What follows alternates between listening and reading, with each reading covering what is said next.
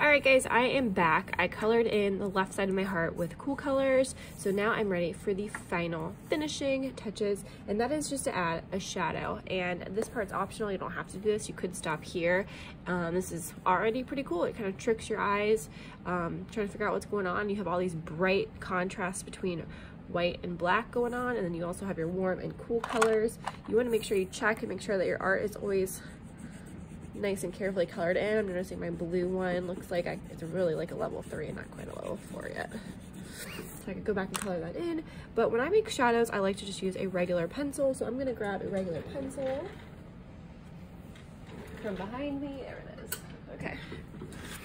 And when I shade a heart, I like to do like one side. So if the light's coming this way, the shadow would be on this side. If my light's coming this way, my shadow will be on this side.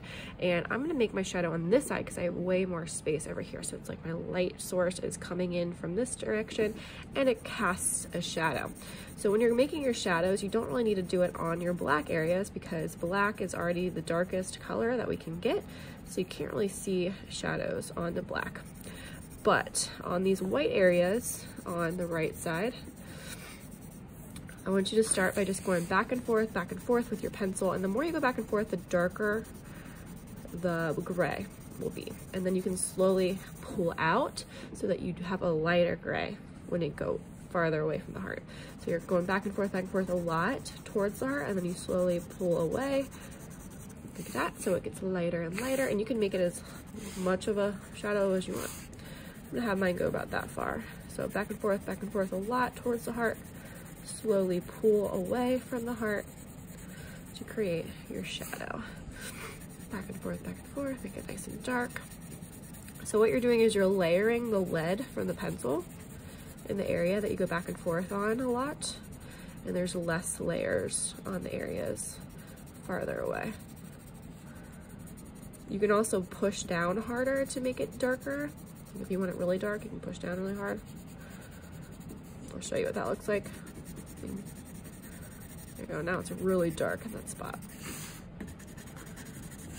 All right, so after you do that in all the sections, the last part you can do, we did in the last one as well. You can smudge it with a tissue or your finger. Like I said, usually I have smudge sticks that we can use, but I don't have those right now. I lost them. I'm just gonna use my finger. A lot of artists will tell you not to use your finger because your fingers sometimes are dirty and have oil in them. But I say, you know, do what you want. All right, awesome. There you go. I want to test something while I have you. Give me one sec. Let me find an eraser.